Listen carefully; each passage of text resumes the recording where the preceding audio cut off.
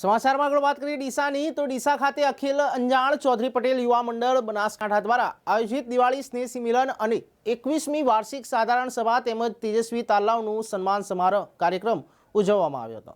1008 પરમ પૂજ્ય દયારામ મહારાજના અધ્યક્ષસ્થાને આ કાર્યક્રમ યોજવામાં આવ્યો હતો।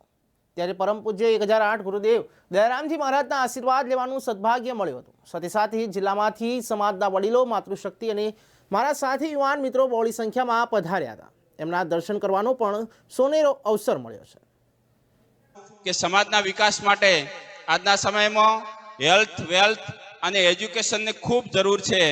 હેલ્થ એને કહેવાય જે શારીરિક તંદુરસ્તી વાળો સમાજ હોય એ આગળ આવી શકશે અને શારીરિક તંદુરસ્તી માટે આપણે સૌ હમણાં થોડા સમયથી જાણીએ છીએ કે અટેક અને ડાયાબિટીસનું પ્રમાણ વધ્યું છે। માટે વડીલો કરતા યુવાનોને નમ્ર વિનંતી છે કે આવનારા સમયમાં દિવસમાં એક વખત 24 કલાકમાં એક વખત તમારા શરીરને પરસેવો વળે એવું કામ કરજો। કામ ના કરો તો એક્સરસાઇઝ કે યોગ કરજો। એનાથી સમાજની તંદુરસ્તીનું નિર્માણ થશે અને વેલ્થ તરફ આપણે આગળ વધી શકશું।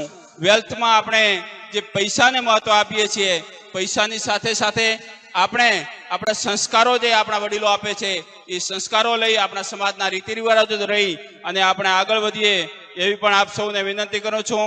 એજ્યુકેશનમાં આપણે ઘણી બધી પ્રગતિ કરી છે, હજી ઘણી બધી કરવાની છે। અભી નાપી એ મુઠ્ઠી પર જમીન સારા આસમાં બાકી હૈ।